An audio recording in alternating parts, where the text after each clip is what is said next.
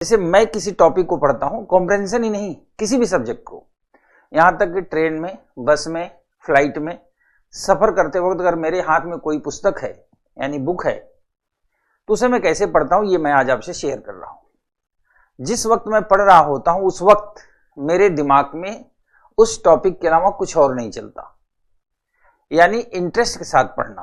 पहली बात, एक एक लाइन को पढ़ते वक्त उसको महसूस करना। एक होता है पढ़ना, फॉर्मेलिटी करना, एक होता है लाइन को पढ़ते जाना, उसको महसूस करना कि जो राइटर है वो क्या कहना चाहता है इस पैराग्राफ में या इस टॉपिक में। राइटर अपनी बात को हमारे तक कैसे पहुंचाना चाहता है, और वो आप तभी सीख पाओगे जब आप उसमें डूबोगे। सवाल यह है कि हर सब्जेक्ट आप घर पढ़ते हो, एक दिन में कोई बदलाव नहीं होता है, मैं भी जानता हूं, लेकिन फिर भी कोशिश तो कर सकते हैं। आज उसको ट्रायल तो ले ही सकते हैं कि किसी भी सब्जेक्ट के यानी किसी भी टॉपिक को पढ़ते वक्त, मान लो 1 पेज है, 2 पेज है, 10 पेज है, तो कैसे उसमें हम डूब सकते हैं और कैसे उसकी एनालिसिस कर सकते हैं, ये आज हम सीखते हैं। तो मैं आपके सामने पहला कॉम्प्रहेंशन लाऊंगा और आप सबसे मेरा अनुरोध है कि कॉम्प्रहेंशन की एक एक लाइन को पढ़ना नहीं, आज उसमें डूब जाना, उतर जाना, उस कॉम्प्रहेंशन के मर्म को समझना और एक एक लाइन को ही समझते चलना, जल्दबाजी मत करना। लास्ट में प्रश्न आएगा। मेरा पूरा विश्वास है कि जो लोग लाइव हैं इनमें से 100% तो कुछ हो ही नहीं सकता, पर मैक्सिमम लोग सही आंसर तक पहुंचेंगे, ये मेरी गारंटी है। बस आप उसको आनंद लेके पढ़ना। और आज पहली बार एक बार मेरे कहने से ऐसा करके देख लो, क्योंकि रोज तो हम किसी पढ़ने के मुद्दे पर लाइव होते नहीं, सब्जेक्ट चलते हैं। आज फर्स्ट टाइम हम इस पे लाइव हैं कि किसी टॉपिक को या किसी पैराग्राफ को पढ़ करके हम सोचेंगे क्या। ठीक है, तो देखिए पहला क्वेश्चन,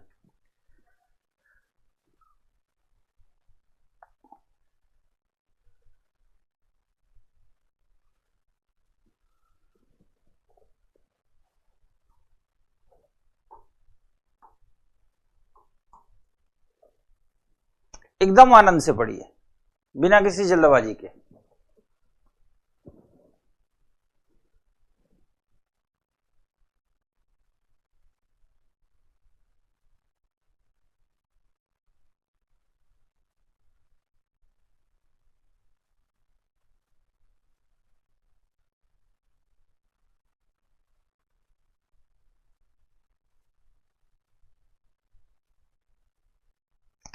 सिद्धार्थ संभवतः आज मेरे हिसाब से तो मैं लास्ट क्लास ही रखता हूं इसे, लेकिन अगर आप लोग कहोगे तो एक आध क्लास में प्रीवियस ईयर की भी करवा दूंगा। वैसे मेरा मानना है कि प्रीवियस ईयर सेल्फ सोचने के लिए होते हैं।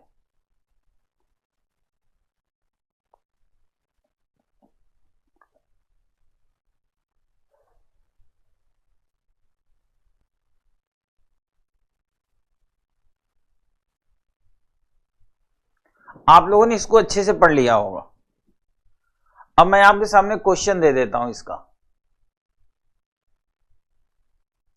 और उसके बाद मैं सीधा एक्सप्लेनेशन पे आऊंगा।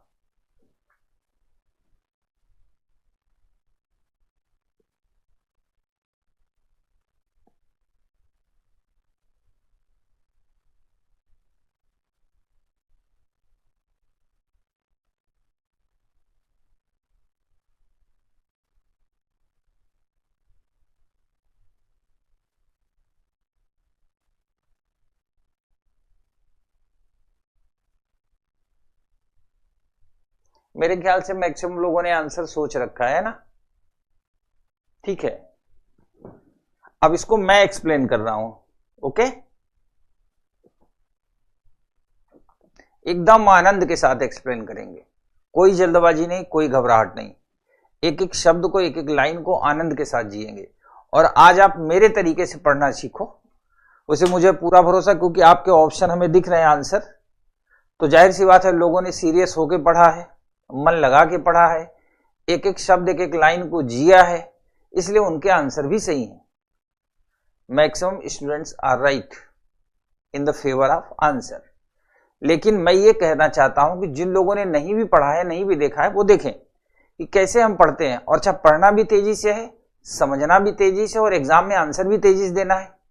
क्योंकि अगर एक कॉम्प्रहेंशन छोटा सा मीडियम टाइप का और एक प्रश्न उससे दिया रहेगा तो हमारे पास 3 मिनट के आसपास टाइम होता है, और कहीं मान लिया हमने जनरल मेंटल एबिलिटी में या बेसिक न्यूमरेसी में थोड़ा टाइम बचाया है, जैसे मैंने आपको याद होगा मैंने कहा था कोडिंग डिकोडिंग नंबर सीरीज है ना, कैलेंडर क्लॉक, हर प्रश्न के लिए हमारे पास 3 मिनट का टाइम होता है, 40 प्रश्न करने हैं हमें, सही सही। तो 120 मिनट में 40 को डिवाइड करेंगे तो 40 से डिवाइड करेंगे 3 मिनट आएगा पर क्वेश्चन। लेकिन कई प्रश्न ऐसे होंगे जहां हम 1 मिनट में कर लेंगे, कई ऐसे होंगे जिन्हें हम 40 सेकंड में कर लेंगे, कुछ ऐसे भी होंगे जिन्हें हम 2 मिनट में कर लेंगे। तो जो हमारा मिनट बचता है, सेविंग अकाउंट में पैसा आता है यानी टाइम, उस टाइम का यूटिलाइजेशन हम कॉम्प्रिहेंशन में कर सकते हैं। अच्छा, बेसिक न्यूमरेसी कंडीशन है कि कई बार इस लेवल का क्वेश्चन देता है बेसिक न्यूमरेसी का कि आर्यभट्ट स्वयं आकर उसको हल नहीं कर सकते 4 मिनट में। तो जब आर्यभट्ट ही नहीं हल कर सकते तो फिर सामान्य व्यक्ति कैसे हल करेगा। तो दरअसल सीसेट, आज मैं फिर बता दूं लास्ट मोमेंट पर, कि सीसेट रीजनिंग और मैथ नहीं, अगर आप इसको मैथ और रीजनिंग में डिवाइड करते हो तो आप बहुत बड़े धोखे में हो। सीसेट एक कम्बो पैक है। पेपर बनाने वाली इस तरह से पेपर सेट करते हैं कि लगभग 10 से 12 क्वेश्चन आसान हो, लगभग 10 से 12 एकदम आसान हो। एकदम आसान मतलब जिसको कुछ ना आता हो वो नहीं कर पाएगा, जिसको आता हो वो कर लेगा। उसके बाद 15 क्वेश्चन थोड़ा सा मीडिएट मतलब मॉडरेट लेवल का देते हैं, फिर क्वेश्चन का लेवल बढ़ा देते हैं। और general mental ability, analytical ability, logical reasoning, basic numeracy और यहां तक कि कॉम्प्रिहेंशन, इनके प्रश्नों का जो अनुपात रखते हैं वो इस तरह रखते हैं कि कोई वन साइडेड ना होने पाए, एक्सट्रीम ना जाने पाए। इसके लिए क्या करेंगे, कॉम्प्रिहेंशन अगर छोटा है और हमारे पास टाइम की बचत है, यानी हमारे पास मिनट और सेकंड हैं, तो हम एक कॉम्प्रिहेंशन में 3 से 3.5 से 4 मिनट भी दे देंगे तो कोई अपराध नहीं होगा। लेकिन वो जो 3.5 मिनट होंगे वो बड़े, जैसे कहते हैं, इंपॉर्टेंट होने चाहिए। पढ़ते वक्त हमारा फोकस होना चाहिए और समझ भी होनी चाहिए। अब आप देखिए, इसको मैं पढ़ता हूं और कैसे एक एक शब्द को एक्सप्लेन करूंगा, आप देखिएगा। ऐसी साक्षरता, साक्षरता मतलब होता है लिटरेसी। जैसे आपको याद होगा ना कि राष्ट्रीय साक्षरता अभियान चला था, गांव में पहले दादी नानी पढ़ी लिखी नहीं होती थी। आज भी आप रेयरेस्ट ढूंढेंगे गांव में तो बहुत से लोग मिल जाएंगे जो दस्तखत नहीं करते, सिग्नेचर नहीं करते, अंगूठा लगाते हैं। तो जो अंगूठा लगाता हो उसे साक्षर बनाना, मतलब वो अक्षर का ज्ञान हो जाए। साक्षर का मतलब होता है जो अक्षर सहित हो, सा मतलब सहित, अक्षर मतलब शब्द। तो अक्षरों का जिसे ज्ञान हो जाए वो क्या है, साक्षर है। ऐसी साक्षरता जो शब्दों के अलावा परिस्थितियों का बोध कराती है, शिक्षा बन जाती है। उसका यह कहना है कि अगर साक्षरता मतलब इतनी ही हो कि आपको केवल अक्षर का ज्ञान हो, लेकिन वो शब्दों के साथ साथ, जैसे हम शब्द पढ़ते हैं ना, जैसे बचपन में पढ़े होंगे कमल, चहल, टहल, नल, है ना, खग, फिर मात्रा वाला पढ़े होंगे इमली, वह घर जाती है, वह घर आता है, ऐसा पढ़े थे। तो शब्दों का बोध कराई थी साक्षरता। तो ऐसी साक्षरता तो शब्दों के अलावा परिस्थितियों का बोध कराती है, शिक्षा बन जाती है। ठीक है। इसके विपरीत जब शिक्षा जीवन और समाज की परिस्थिति से कट जाती है तब वह साक्षरता बनकर रह जाती है। यह भी सच है कि अगर शिक्षा की उपयोगिता नहीं है हमारे जीवन में तो सिर्फ साक्षरता और कुछ नहीं है। हकीकत यही है। आप बीए पास हैं, एमए पास हैं, कुछ भी बीएससी है, एमएससी है, अगर उसका व्यवहारिक ज्ञान आपको नहीं है, प्रैक्टिकल यूटिलाइजेशन नहीं है, तो क्या है आपके लिए, साक्षरता है। तो गांव का जो दादाजी है या दूर की जो नानी जी है, जैसे वो अंगूठा छापे वैसे हमें, क्या ही डिफरेंस है हमारे उनमें। क्योंकि हमें परिस्थितियों को अगर बोध नहीं करा पा रही तो शिक्षा कैसी है, साक्षरता है। 20वीं सदी में शिक्षा का ऐसा अवमूल्यन भारत समेत उन सभी देशों में हुआ जो इंग्लैंड या अन्य यूरोपीय देशों के उपनिवेश रहे हैं। और यह भी बात सच है कि जो उपनिवेश मतलब होता है कि मतलब नजदीक का निवेश, मतलब ऐसा स्थान जहां वो उनका कब्जा रहा हो। तो उपनिवेश जहां जहां भी था, और खासकर यूरोपियन कंट्रीज का ही उपनिवेश था, उन लोगों ने वहां के लोगों की, वहां की शिक्षा व्यवस्था को अपने हिसाब से ढाला, क्योंकि उनको ऐसे लोग चाहिए थे जो विचारक ना हो, जो टैलेंटेड ना हो, जिन्हें मतलब परिस्थितियों का बोध ना हो, बस उन्हें अक्षर ज्ञान हो जो उनके सिस्टम को, गवर्नमेंट सिस्टम को चला सके। इसीलिए आप देखिए इस क्लास में बहुत से ऐसे विद्यार्थी होंगे जो बचपन में स्कूल जाने पर रोते होंगे, कई ऐसे होंगे जो 10 बार मार खाए होंगे, कई लोगों को तो घर वाले हाथ पैर सहित उठा के ले जाते हैं, स्कूल में डिपॉजिट कराते हैं कि जाओ स्कूल में रहो। बच्चा भागता है स्कूल से। क्यों भागता है शिक्षा से? क्योंकि अगर उसको परिस्थितियों से कनेक्ट कर दे, प्रैक्टिकल एजुकेशन हो जाए, तो शायद वो ना भागे। और आप में से बहुत से लोग होंगे जो भागे भी रहे होंगे कभी। आजकल एक बड़ा फेमस कही जाती है कि सर्दियों के टाइम में एक बच्चा स्कूल जा रहा था। अभी कभी आप देखिए सर्दियों के टाइम में सुबह सुबह जब बच्चे स्कूल जा रहे हो बस से या स्कूली वैन से, आप उनके पीछे अपनी गाड़ी लगा के उनके चेहरे को देखो। हर बच्चे के चेहरे पे ऐसी उदासी रहती है जैसे उसे जेल ले जाया जा रहा हो। किसी के चेहरे पे कोई मुस्कुराहट नहीं होगी।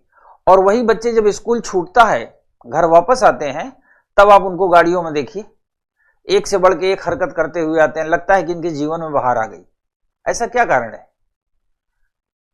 सामान्य जनरली एक चुटकुला कहा जाता है कि एक बच्चा स्कूल जा रहा था तो पड़ोस के अंकल आए और बेटा गोलू स्कूल जा रहे हो क्या? तो गोलू को गुस्सा आ गया।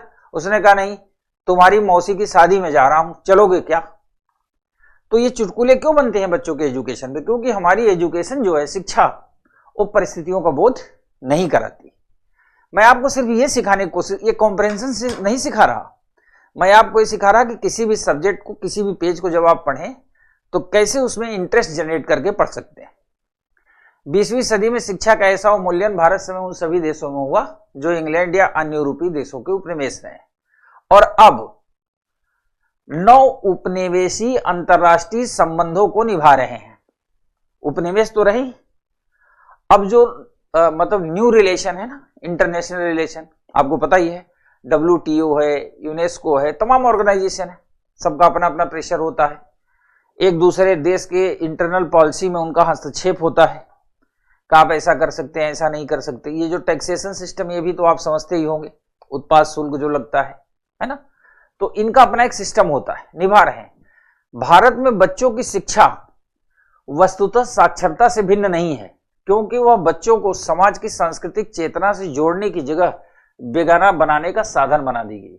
सही बात है। अभी उदाहरण दिया मैंने, आखिर वो जो बच्चा था उसने क्यों कहा कि तुम्हारी मौसी की शादी में जा रहे हैं? नाराज था। ऐसे ही स्कूलों में देखिए, जब बच्चे सुबह जाते हैं तो ऐसे खपा रहते हैं जैसे उनको कहीं ले जाकर उनकी हत्या कर दी जाएगी। बचपन जीवन का एक हिस्सा न बनकर एक चरण बन गया है। कितनी इंपॉर्टेंट लाइन है, बचपन। कई बार विद्यार्थी मेरे से कहते हैं, सर मैं निबंध कहां से सीखूं? कहां सीखना है? कितनी बढ़िया लाइन है ना, कि बचपन जीवन का एक हिस्सा न बनकर एक चरण बन गया है। अब आप ये सोच रहे हैं कितनी बड़ी फिलोसॉफिकल लाइन है। हिस्सा न बनना पर चरण बनना, दोनों में क्या अंतर है? हिस्सा का मतलब होता है आप कनेक्टेड है, हिंसा का मतलब क्या होता है? कनेक्टेड है, और इसमें कनेक्टेड नहीं है। ये क्या है? चरण है। जैसे यूपीएससी आप प्रीलिम्स दे देते हैं, है ना, तो प्रीलिम्स जो है पूरी यूपीएससी का हिस्सा नहीं, एक चरण है, चरण। और हिस्सा क्या होता है? हिस्सा ये होता है कि जैसे हम, अब हमारी शरीर, ये मेरा हाथ हमारे शरीर का क्या है? हिस्सा है। आपका दिमाग आपके शरीर का क्या है? हिस्सा है, चरण नहीं है। प्रारंभिक परीक्षा यूपीएससी का एक चरण है, यानी प्रारंभिक परीक्षा हुई, कुछ लोग बाहर हुए, कुछ अंदर हुए, अब मेंस की बारी आ गई। समझ गए होंगे आप। तो बचपन जीवन का एक हिस्सा न बनकर एक चरण बन गया है, जिसमें रहते हुए जीवन की तैयारी तो की जा सकती है, पर जीवन जिया नहीं जा सकता। कितनी बढ़िया बात कही रही है। जीवन की तैयारी तो की जा सकती है, यानी हम एजुकेटेड हो गए, सेल्फ फीलिंग आ गई कि मैं बहुत टैलेंटेड हूं, I am graduate, I am MSc and MA, but कह रहे ना, जीवन जीने की तैयारी की जा सकती है, जीवन जिया नहीं जा सकता। जीवन जिया नहीं जा सकता, इसका मतलब क्या हुआ? जीवन कौन जीता है? जब आपके जीवन में कष्ट ना हो, आप आनंदित हो, पॉजिटिव हो। ऐसा कब संभव है? जब आपके पास ज्ञान होगा, नॉलेज होगा, यानी जो शिक्षा आपने ली है वो आपको व्यवहारिक परिस्थितियों का बोध करा दे। जैसे सर्दी आएगी तो ठंड लगेगी लगेगी, अब सर्दी में दुखी नहीं होना। गर्मी आएगी तो गर्मी लगेगी लगेगी, गर्मी से दुखी नहीं होना। क्यों नहीं दुखी होंगे? क्योंकि अब आपको परिस्थितियों का बोध है कि ये सीजन है, बदलते हैं। हमारे देश का क्लाइमेट ऐसा है कि सर्दी भी आएगी, गर्मी भी आएगी, बरसात भी आएगी। बहुत लोग इसी को लेकर रोना रोते हैं। अभी देखिए, किसी घर जाइए, लाइट कट जाए तो लोग कहेंगे अच्छा लाइट कटवा दिए, उसमें उसका कोई योगदान नहीं है, लेकिन लोग कहते हैं। या किसी घर जाइए लाइट आ जाए, मान ली काफी देर से लाइट नहीं है, गर्मी में लोग मर रहे हैं, तब तक आप पहुंच गए, लाइट ही का आ गई, कहेंगे वाह भाई वाह, आप आए, बाहर आई, लाइट लेके आ गए।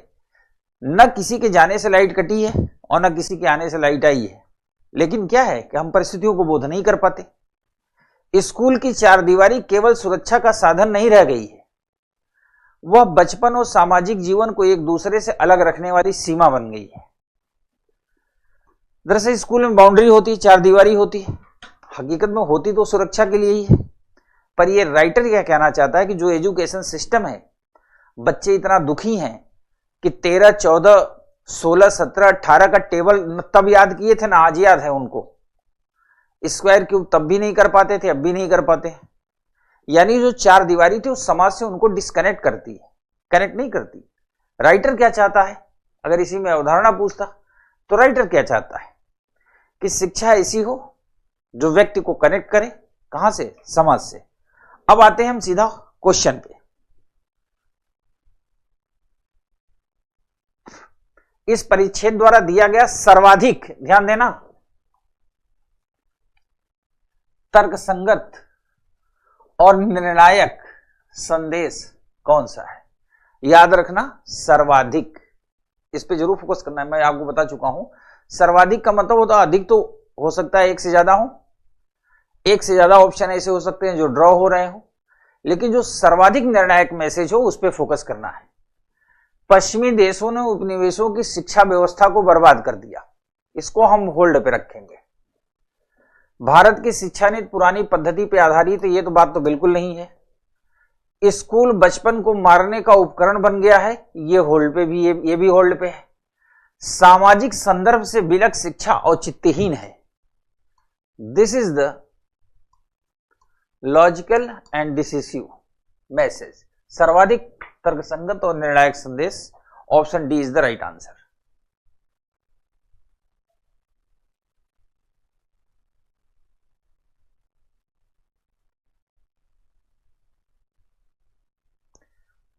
सोनल पांडे ने एक मैसेज लिखा है कि सर हम टेस्ट सीरीज देते हैं तो जनरली हमारे आंसर गलत हो। देखो बच्चा, मैं एक बड़ा सिंपल सा कॉन्सेप्ट बता दूं, क्योंकि 4-5 क्लास से आप मेरे साथ पढ़ रहे हो, आप देख रहे होंगे मैं किस नजरिए से डिलीवर कर रहा हूं। कई बार क्या होता है, मार्केट है, बाजार है बहुत बड़ा शिक्षा का, आपको तो पता ही है, कॉम्प्रिहेंशन कटिंग पेस्टिंग होती रहती, कई बार इवेल्युएशन नहीं हो पाता, कई बार किसी ने गलती से मान लिया टाइप हो गया आंसर सी, तो हर कोई मान रहा है आंसर सी, जबकि सी आंसर ही नहीं है। वो टाइपिस्ट ने गलती से पत्नी से झगड़ा करके आया था, उसने आंसर शीट बनाते वक्त सी मार दिया। अब वो जहां जाएगा सब जगह सी सी ही होगा, हर कोई उसको सी ही मानेगा। फिर उसको ये लगेगा जो मैं सोचता हूं या जो मैं सोचती हूं, या संजीव तिवारी सर ने बहुत बढ़िया सिखाया था, पर उनका सिखाया हुआ तो कैच ही नहीं कर रहा, क्योंकि वहां भी सी सी होगा। तो आप सीसी से ना घबराएं, आप अप्रोच राइट लें। मैं ये नहीं कहता कि आप सारे प्रश्नों के उत्तर कर लोगे, ये तो कहना बिल्कुल अपराध होगा। अगर मैं भी कहूं कि 100 के 100 सारे सही होंगे तो ये बिल्कुल अतियोक्तिपूर्ण होगा, ये सच बात भी है। बट ये है कि मैक्सिमम सही हो, इसकी पॉसिबिलिटी हमेशा बनाए रखनी चाहिए। अब हम लोग अगले प्रश्न पे डिस्कस करने जा रहे हैं। ऑप्शन डी वाले सबका सही है।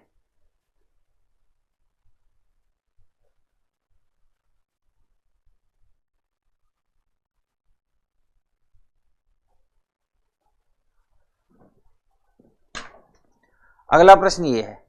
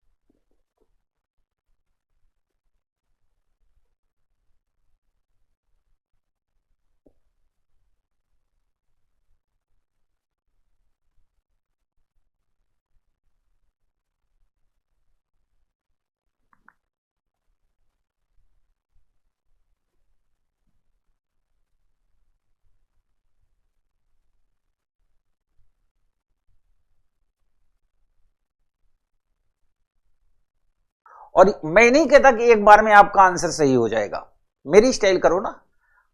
प्रश्न पढ़ा, 4 ऑप्शन दिखे, तो उसको जो आपको लगता है ये भी हो सकता है उसको होल्ड पे रखो, और जो लगता है बिल्कुल नहीं वो उसको काट दो। अब मान लिया 2 होल्ड पे हो गए या 3 पे, फिर उनमें देखो। ऐसे किया। अब देखो, इसको मैं अटेम्प्ट करता हूं, आप देखना।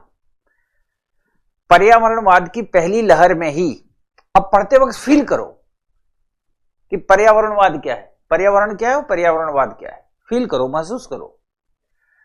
पर्यावरणवाद की पहली लहर में ही, और फील कैसे किया जाता है वो भी सीखो।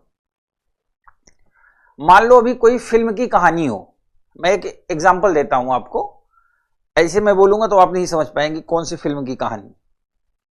एक फिल्म आई थी Baahubali, Baahubali part 1 and part 2। खूब ध्यान से सुनना, और मैं जानता हूं कि जो लोग क्लास में बैठे हैं इसमें से 95% लोगों ने बाहुबली देखी है, पार्ट 1 भी पार्ट 2 भी, या रील के तौर पे देखा होगा या सुना होगा, देखा जरूर होगा। मैं आपको क्या बताना चाहता हूं उस पर फोकस करना, फिल्म पे नहीं। पहली फिल्म स्टार्ट होती है, पहला पार्ट बाहुबली का, लास्ट में दिखाता है कि जो कटप्पा और बाहुबली करीबी में थे, कटप्पा ने बाहुबली को तलवार मार दिया। खूब ध्यान सुनना, फिल्म समाप्त हो गई, बाहुबली मारा गया, कटप्पा ने मारा। पहले पार्ट का जो मैसेज था वो कहीं से ये नहीं था कि कटप्पा भी बाहुबली को मार सकता है, पर मार दिया। उसके बाद जब पहला पार्ट समाप्त हुआ, उसके काफी टाइम बाद पार्ट 2 आया है। उस ड्यूरेशन में पूरे सोशल मीडिया पे एक ही मैसेज चलता था कि कटप्पा ने बाहुबली को क्यों मारा। आप में से बहुत लोगों ने देखा होगा या सुना होगा। सवाल यह कि अगर उसी समय एक बुक आ जाती, किताब, खूब ध्यान से महसूस करो, और मार्केट में आ जाती, आपको भी मिल जाती, उसमें पूरी लंबी चौड़ी कहानी होती, और उसमें यह भी डिफाइन किया जाता कि कटप्पा ने किस कारण से बाहुबली को मारा। आप मेरा यकीन करें, आप उसकी एक एक लाइन ध्यान से पढ़ते भी, समझते भी और एनालिसिस भी करते, क्योंकि आपका माइंड पहले से सेट है। आप ढूंढना चाहते हो, क्या ढूंढना चाहते हो कि कटप्पा ने बाहुबली को क्यों मारा। आजकल तो मैसेज का टाइम है, पहले लेटर का टाइम होता, लोग चिट्ठी लिखते थे। अभी आपको आपके किसी करीबी का, अब करीबी क्या होगा समझ तो गए ही होगे तोता वाली कहानी से, एक बड़ा सा मैसेज आए टाइप के व्हाट्सएप पे, बड़ा सा मैसेज आए या टेक्स्ट मैसेज आए, खूब ध्यान से सुनो। आप उस मैसेज की एक एक लाइन को जिस वक्त पढ़ेंगे ना, मेरा यकीन करिए, आप उसको पढ़ते भी रहेंगे और मन में एनालिसिस भी करते रहेंगे, एक एक शब्द को महसूस भी करते रहेंगे। कभी आप ऐसा किए होंगे तो आपको पता होगा। मेरा सिर्फ इतना कहना है कि अगर इसको हम पढ़ रहे हैं तो मन लगा के पढ़ें। पर्यावरणवाद की पहली लहर में ही यह बात स्पष्ट तौर पर रेखांकित की जाने लगी कि आधुनिक औद्योगिक व्यवस्था आर्थिक समृद्धि तो लाएगी, यानी इकोनॉमिकल डेवलपमेंट, आर्थिक समृद्धि तो लाएगी, लेकिन इस समृद्धि की क्षणभंगुरता भी उतनी ही स्वाभाविक। क्षणभंगुरता मतलब होती, क्षणभंगुरता का सबसे बढ़िया एग्जांपल है बच्चा, वो बरसात में जो पानी के बुलबुले होते हैं ना, ऐसे उठते हैं समाप्त हो जाते, उठते समाप्त हो जाते, क्षणभंगुर उसी ही कहते हैं। सबसे बढ़कर औद्योगिक विकास की यह संकल्पना, जिसे बहुधा क्रांति के रूप में बढ़ा चढ़ाकर पेश किया जाता है, बहुधा बढ़ा चढ़ाकर, उस विद्रूपता का सूचक है जो मार्त देश और शहरों के विकास का बोझ उपनिवेश और गांव पर डालता है। मार्त देश का मतलब जैसे ब्रिटिश आए थे तो उनका मार्त देश क्या था, ब्रिटेन, और शहर क्या थे, लंदन। तो मार्त देश और शहरों के विकास का बोझ किस पे डालते थे, उपनिवेश और गांव पर डालते थे। नील की खेती करो, है ना, पढ़ाई होगा, कर लाते थे, मजदूरी ज्यादा कराते थे, और यहां से जो रॉ मटेरियल होता था लेके जाते थे, वहां उसको मैन्युफैक्चर करवाते थे, फिर लाके उसको हमारे यहां देश में बेच देते थे। तो यही कह रहा है कि मार्त देश और शहरों के विकास का बोझ उपनिवेश और गांव पर डालता है।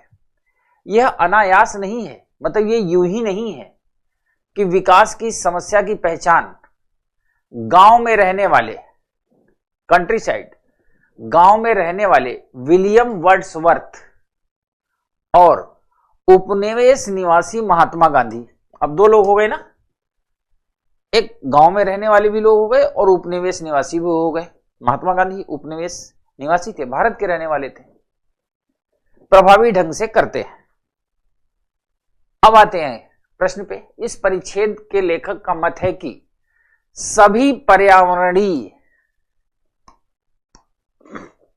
समस्याओं के लिए उपनिवेशवाद दोषी है। तो पहला तो वहीं समाप्त हो गया। औद्योगिक विकास को क्रांति कहना गलत है, इसको हमने होल्ड पे रख लिया। क्षेत्रीय असमानता औद्योगिक विकास का उपोत्पाद है। उपोत्पाद का मतलब उसी से निकला हुआ है।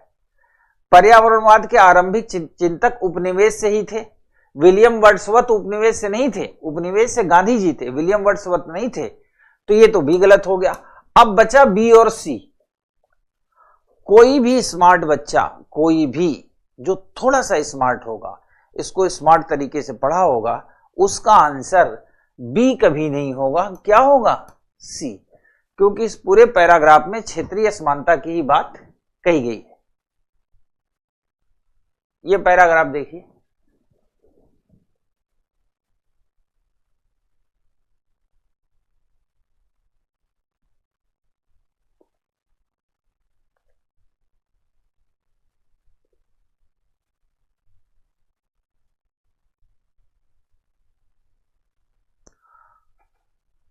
दया कुमार, उपोत्पाद का मतलब होता है कि जैसे एक होता उत्पाद, प्रोडक्शन, प्रोडक्ट सुना ही होगा। उत्पाद यानी किसी चीज का जो उत्पादन हो, क्या कहा जाता है? उत्पाद कहा जाता है। जैसे चीनी, गुड़, गन्ने का एक उत्पाद है। उसी तरह एक होता उपोत्पाद, यानी उसके बाद का। अब जैसे गुड़ से चाय बन गई, गुड़ को पानी में घोल के शरबत बना दिया गया, तो गुड़ का उपोत्पाद हो गया।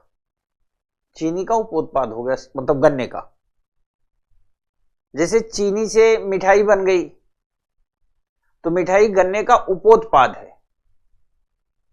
उत्पाद है चीनी, उपोत्पाद है मिठाई।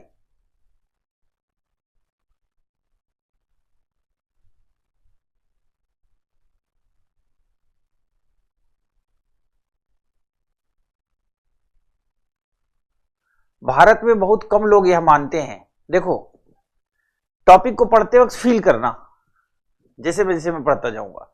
भारत में बहुत कम लोग यह मानते हैं कि उनके बच्चों का जीवन राजनीति द्वारा नियंत्रित होता है। बहुत कम लोग मानते हैं बात, जबकि होता सबका है। बच्चों के बारे में सोचते समय ज्यादातर माता पिता परिवार की परिधि के बाहर नहीं जाते। वो अपने बच्चों के बारे में जब सोचते हैं तो वो अपने परिवार को ही एक, जैसे कहते हैं, स्टेट मान लेते हैं, उसी के अकॉर्डिंग सोचते हैं कि हम ऐसा कर देंगे ऐसा। आप यकीन करें कि समाज और देश में रहने वाला हर व्यक्ति होने वाले विकास से यानी डेवलपमेंट से भी प्रभावित होगा, और डेवलपमेंट नहीं होगा तो उससे भी प्रभावित होगा। एजुकेशन सिस्टम प्रभावित होगा, ट्रांसपोर्टिंग प्रभावित होगा, हवा, पानी, सड़क, बिजली सब प्रभावित होगी। बड़ा फैक्ट है, इससे हम अलग नहीं हो सकते। बच्चों के बारे में सोचते समय ज्यादातर माता पिता परिवार की परिधि के बाहर नहीं जाते।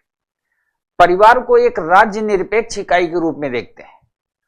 वो सोचते हैं ना, सापेक्ष मतलब होता है तुलनात्मक, निरपेक्ष मतलब बिल्कुल अलग, है ना। और सत्ता को परिवार निरपेक्ष इकाई के रूप में, यानी परिवार और दोनों को एक दूसरे निरपेक्ष समझते हैं। इस दृष्टिकोण ने परिवार को सत्ता के लिए अत्यंत उपयोगी सिद्ध किया। परिवार को सत्ता के लिए अत्यंत उपयोगी सिद्ध किया मतलब जैसे सत्ता है वो तो परिवार के द्वारा ही आएगी ना। लोग वोट डालेंगे तभी तो सत्ता आएगी, पर जो वोट डाल रहे हैं उनको ओवरऑल मतलब नहीं है, बस डालना है। जैसे मान लिया कल्लू सिंह लड़ रहे हैं, तो कल्लू सिंह नहीं जीतना चाहिए, चाहे लल्लू सिंह जीत जाए, ऐसी टेंडेंसी होती है। यानी प्रतिशोध की भावनाएं होती। हम दरअसल जिस समाज में, जिस देश में, जिस घर में रहते हैं, हमारा पूरा परिवार, हमारा पूरा स्ट्रक्चर, हमारा जब शब्द मैं इस्तेमाल कर रहा हूं तो उसमें आप भी आते हो, आप सारे लोग आते हैं, वो पॉलिटिकल सिस्टम से प्रभावित होंगे ही होंगे। अगर हाईटेक बिजली व्यवस्था हो, हाईटेक ट्रांसपोर्टेशन का सिस्टम हो, शानदार सड़कें हो, है ना, क्राइम फ्री जोन हो, तो क्या होगा? सबके लिए फायदा होगा। तो यही यहां सोचने की बात कह रहा है। लोग सोचते हैं कि बच्चों और बूढ़ों की देखभाल जैसे काम परिवार के जिम्मे है, और सरकार की जिम्मेदारी विदेश नीति, आयात निर्यात जैसे बड़े कामों की देखरेख करना है। इस तरह के श्रम विभाजन का भ्रम लोगों को इस समझ से वंचित रखता है कि उनके बच्चे राजनीतिक नियंत्रण से उतने ही प्रभावित होते हैं जितने स्वयं होते हैं। बिल्कुल ये बात सच है। गवर्नमेंट जो पॉलिसी ले आ रही है, वृद्धा पेंशन, विधवा पेंशन। ऐसा थोड़ी है कि परिवार की जिम्मे ही है, सरकार की जिम्मेदारी। इसलिए विदेशों में देखिए तमाम ओल्ड एज शेल्टर होम होते हैं, उनकी व्यवस्थाएं होती हैं तमाम तरह का। तो दरअसल गवर्नमेंट तो पूरे परिवार की जिम्मेदारी के लिए है, यानी उस राष्ट्र और राज्य में रहने वाले हर व्यक्ति के लिए जिम्मेदारी लेनी चाहिए, और लेते भी हैं समय के साथ धीरे धीरे। तो कुल मिलाकर वो ये कहना चाहता है कि लोग ये सोचते हैं कि बच्चे राजनीति से प्रभावित नहीं होते, पर वो होते हैं उतने ही जितने की वो। अब आते हैं हम प्रश्न पर।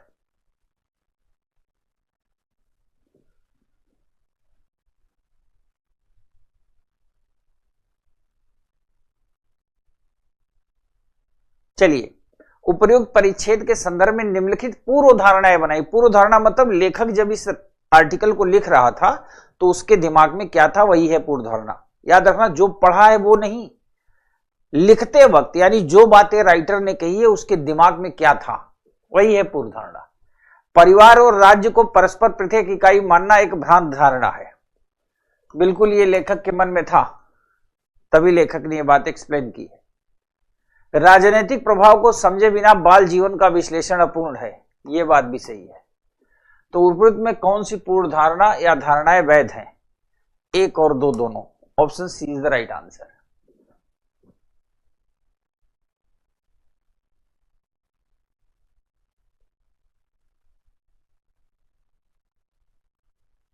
राजनीतिक प्रभाव को समझे बिना बाल जीवन का विश्लेषण अपूर्ण है, तो बाल जीवन का जो विश्लेषण है वो राजनीतिक प्रभाव के बिना आप नहीं एक्सप्लेन कर सकते। कैसे?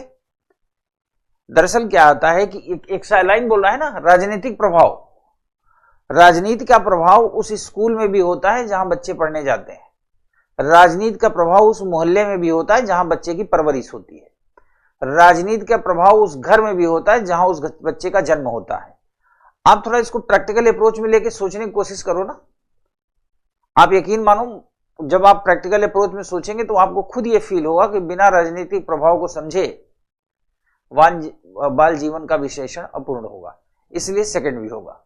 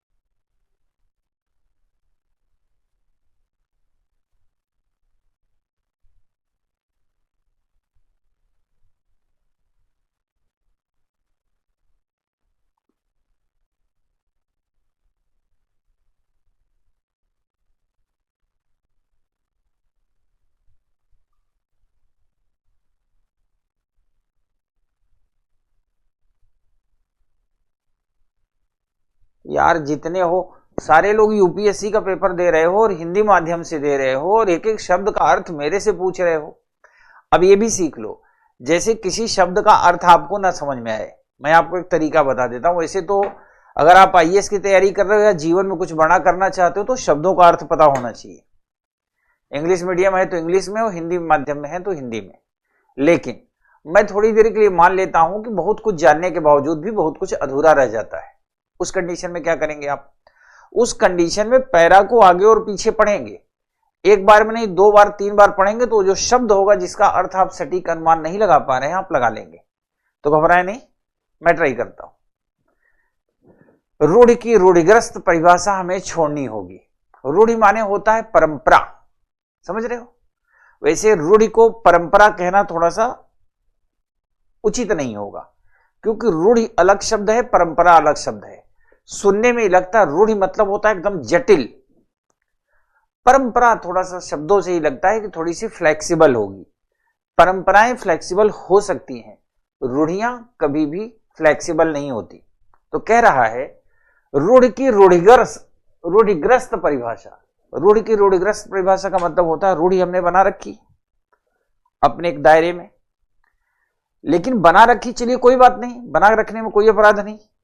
फिर उसकी जो परिभाषा हम करते हैं, एक्सप्लेनेशन, वो खतरनाक होती है। जैसे कहना कि रूढ़ि की रूढ़िगत परिभाषा हमें छोड़नी होगी, हमें उदार दृष्टिकोण से उसका नया और विशालतर अर्थ लेना होगा।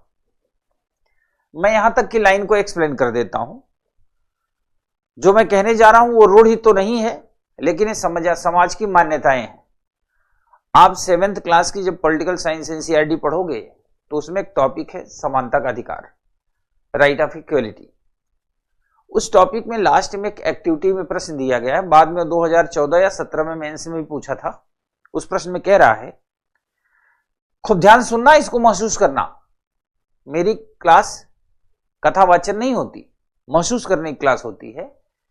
उसमें प्रश्न में कहता है एक्टिविटी में कि प्रायः हमारे समाज में कहा जाता है कि लड़कियां यह काम कर सकती हैं और यह काम नहीं कर सकती। तो उन्हें समानता के अधिकार की प्राप्ति कहां हुई? संविधान है, देश संविधान से चल रहा है, लोग संविधान से चला भी रहे हैं, चिल्ला भी रहे हैं। उसी संविधान ने समानता का अधिकार सबको दे रखा है कि जेंडर के आधार पे असमानता नहीं की जा सकती, जाति के आधार पे नहीं की जा सकती, किसी के साथ भेदभाव नहीं होना चाहिए। समानता का अधिकार मतलब यही है ना। लेकिन आप देखो, जेंडर आधारित असमानता है हमारे समाज में, और ये कहीं बाहर मत ढूंढो, अपने घर में, अपने मोहल्ले में, अपने परिवार में आप ढूंढो तो आपको ये असमानता मिल जाएगी। ये क्या है? रूढ़िगत परिभाषा है। लोग कहते हैं लड़कियां बाहर जाएंगी, समाज में निकलेंगी, भाई अपना जीवन कैसे बनाएंगी? बाहर निकलेंगी, देश दुनिया देखेंगी, समझेंगी, सोचेंगी। उन्हें भी जीने का अधिकार है। क्या वो नहीं सोच सकती दुनिया के बारे में? क्या वो चीजें नहीं सीख सकती? बिना एफर्ट किए कैसे कुछ हासिल होगा? लेकिन हमारे आपके परिवार में, समाज में ये धारणाएं हैं। लड़के के मुद्दे पर डिस्कशन करते वक्त या निर्णय लेते वक्त किसी को दिक्कत नहीं आती, आसानी से थोड़ा सा फ्लेक्सिबल होता है। जब वही मुद्दा लड़कियों पे आता है तो कठिन हो जाता है, रूढ़िग्रस्त हो जाता है। नहीं, लड़की है, उस तरह नहीं भेजेंगे इतनी दूर, बड़ा वहां का माहौल खराब है, पता नहीं जाने क्या हो जाए। हमारे देश में कई प्रदेश में, किसी प्रदेश के कुछ हिस्से में ये घटनाएं हैं। कुछ विशेष जैसे स्थान पर रहने वाले लोगों में इस तरह की अवधारणाएं हैं। जबकि वो जिन अवधारणाओं से ग्रस्त हैं, वो जिन अवधारणाओं की बात करते हैं, वो आप भी समझ रहे हो, मैं भी समझ रहा हूं, और वो अवधारणाएं ऐसी होती है, वो हर जगह उपलब्ध है। ऐसा नहीं है वो जब समाज में निकलेगा सीखेगा जानेगा, बल्कि जब सीखेगा जानेगा तो दुनिया में आगे बढ़ जाएगा।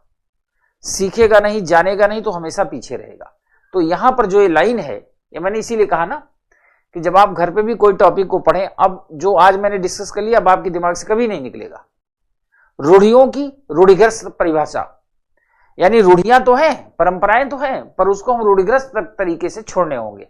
हमें उदार दृष्टिकोण से उसका नया और विशालतर अर्थ लेना होगा। हमें सबसे पहले यह समझना होगा, रूढ़ि अथवा परंपरा कोई बनी बनाई चीज नहीं है। ध्यान देना, ये बनी बनाई चीज नहीं है जिसे साहित्यकार ज्यों का त्यों पा या छोड़ सकता है, मिट्टी के लोंदे की तरह अपना या फेंक सकता है। हमें यह किंचित विस्मयकारी तथ्य स्वीकार करना होगा, मतलब हमें यह आश्चर्यचकित तथ्य स्वीकार करना होगा कि परंपरा स्वयं लेखक पर हावी नहीं होती, बल्कि लेखक चाहे तो परिश्रम से उसे प्राप्त कर सकता है। ठीक है, लेखक की साधना से ही रूढ़ि बनती है। लिखते लिखते, बोलते बोलते ही तो रूढ़ियों का निर्माण हो जाता है और मिलती है। साहित्यकार के लिए आवश्यक है कि साहित्यिक में और जीवन में आसीत और अस्ति का जो अचिर हो गया है उसका, और जो चिर है उसका, और इन दोनों की परस्परता, अन्योन्याश्रितता का ज्ञान उसमें बना रहे। अन्योन्याश्रितता का मतलब एक दूसरे पे आश्रित होना। अस्ति माने होता है होना, आसीत मतलब जो हो चुका है, अचिर मतलब जो अस्थिर ना हो, चिर मतलब जो स्थिर हो गया हो। बड़ी सिंपल सी बात है। अब हम चलते हैं इसके प्रश्न पर। प्रश्न में क्या कहता है, इस परिच्छेद से निकलने वाला मूल भाव क्या है? मूल भाव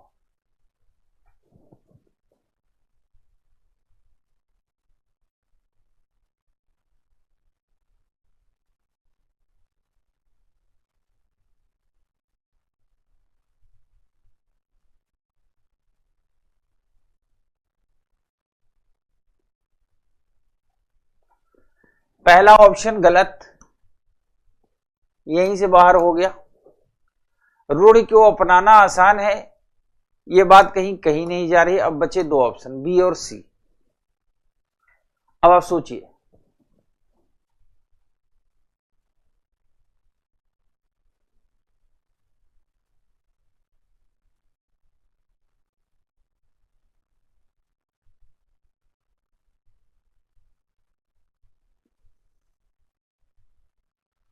option B is the right answer. Option B is the right answer.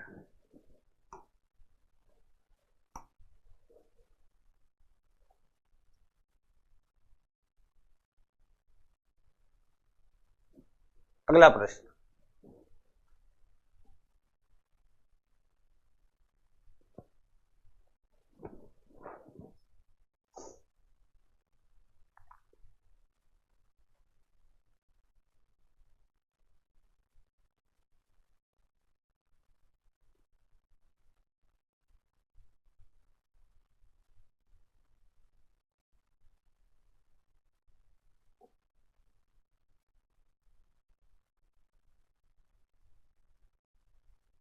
शिक्षा को प्रतियोगिता का आधार बनाने के लिए प्रमाण पत्र की व्यवस्था की गई, ठीक है, और संपूर्ण शिक्षा को एक क्रमबद्ध तैयारी का रूप दिया गया।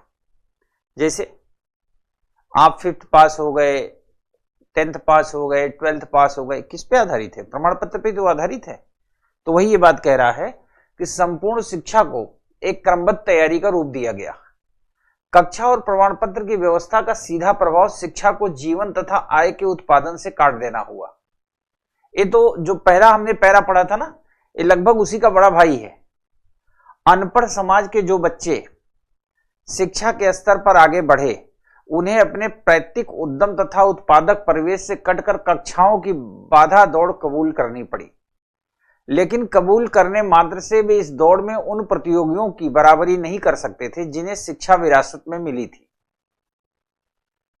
नवागत प्रतियोगियों को पहुंच बहुत सीमित रहनी स्वाभाविक थी। साधनों की सीमा और प्रतियोगिता के कठिनतर होते जाने से वे वहां तक नहीं पहुंच सकते थे जहां पहुंचकर वे पूर्वारंभियों यानी जो पहले आरंभ किए हैं के बराबर बैठ सकते। वे केवल स्थानीय या इकाई स्तर की ताकत वाले स्थानों तक पहुंच सके। उनकी विडंबना यह थी कि वे अपनी दुनिया से कट गए, लेकिन शिक्षितों के दायरे में बहुत भीतर तक नहीं पहुंच सके। दरअसल वो ये कहना चाह रहा है, शिक्षा व्यवस्था पे ही कमेंट है। जैसे जिनके परिवार, दादाजी आईआईटी प्रोफेसर, दादी जी आईआईटी की प्रोफेसर थी, है ना, पापा मम्मी आईआईटी किए, फिर वो अमेरिका चले गए, अब उनके बच्चे भी आईआईटी पढ़े, वो वहां सेटल हो गए। तो और जिन लोगों के अपने उद्यम थे, कोई कार्य था, सामान्य परिवार जैसे हम लोग आते हैं, किसानी वाले थे या अन्य सामान्य परिवार जिनके घर में छोटे छोटे लघु उद्योग टाइप के थे, कुटीर उद्योग थे, उनके बच्चे जब इस दौड़ में आए तो क्या हुआ कि वो अपने उद्योग धंधों से भी कट गए, क्योंकि उनको कक्षाएं दौड़ाती नहीं ना, प्रमाण पत्र के लिए दौड़ते रहे कि अब 10th पास के सर्टिफिकेट मिलेंगे, अब 12th के मिलेंगे, अब ग्रेजुएशन का मिलेगा, अब पोस्ट ग्रेजुएशन का मिलेगा। उसकी वजह से क्या हुआ कि वो अपने व्यवसाय से भी कट गए और वहां भी नहीं पहुंच पाए जहां वो पहुंच सकते थे। कह रहा है ना कि वे केवल स्थानीय इकाई स्तर की ताकत वाले स्थानों तक पहुंच सके। मतलब जब उन्होंने खूब एफर्ट किया तो जो लोकल पावर होती, लोकल पावर मतलब स्टेट पावर तक, वहां तक पहुंच बना सके। उनकी पावर यूनिवर्सल नहीं हो सकी, बहुत बड़े दायरे में नहीं जा सकी, और उसी को लास्ट में कहता है वो दुनिया से, वे अपनी दुनिया से कट गए लेकिन शिक्षितों के दायरे में बहुत भीतर तक नहीं पहुंच सके। अब आप इसका मतलब तो समझ गए होंगे कुल मिला के। निम्नलिखित में कौन सी सर्वाधिक तार्किक, याद रखना सर्वाधिक यहां भी है, तार्किक और तर्कसंगत पूर्वधारणा है जो कि उपयुक्त परिच्छेद से बनाई जा सकती है। शिक्षा व्यवस्था को प्रमाण पत्र रहित बनाने की आवश्यकता है। शिक्षा में प्रतियोगिता विद्यार्थियों को हतोत्साहित करती है। सामाजिक संदर्भ और उत्पादन प्रणाली से जुड़ी शिक्षा ही उपयोगी है। वर्तमान शिक्षा व्यवस्था से पिछड़ों को कोई लाभ नहीं मिलता। डी तो वैसे भी बाहर हो गया,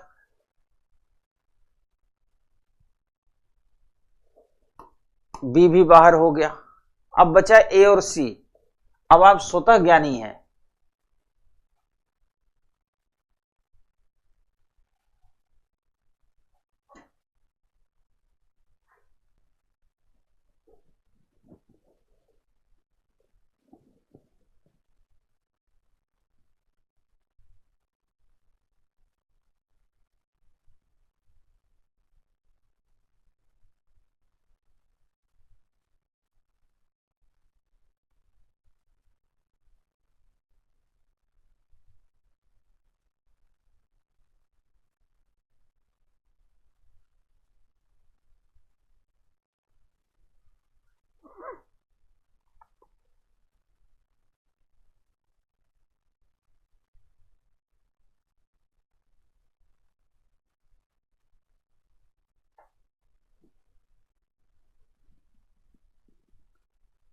ये है क्वेश्चन।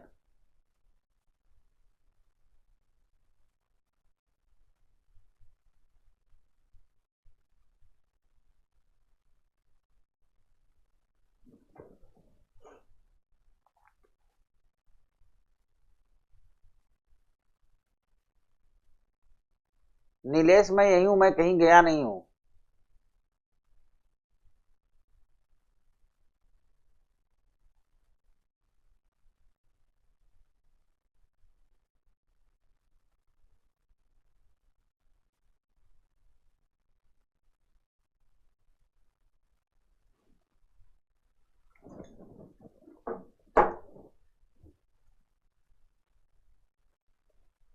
तालीम का अर्थ क्या है? अगर उसका अर्थ सिर्फ अक्षर ज्ञान ही हो तो वह तो एक साधन जैसी ही हुई।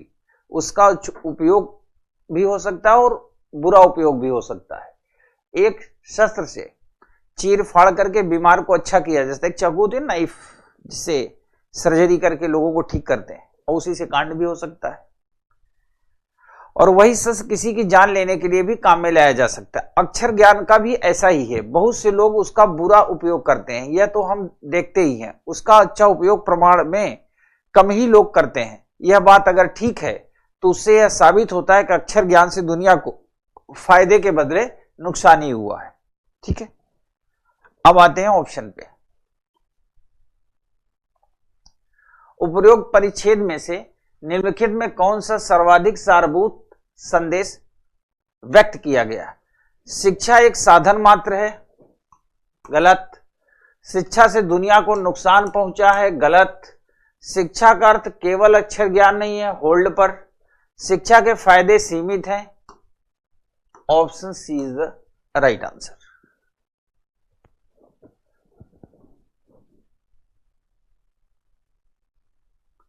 मेरे ख्याल से सारे लोगों ने समझ लिया होगा।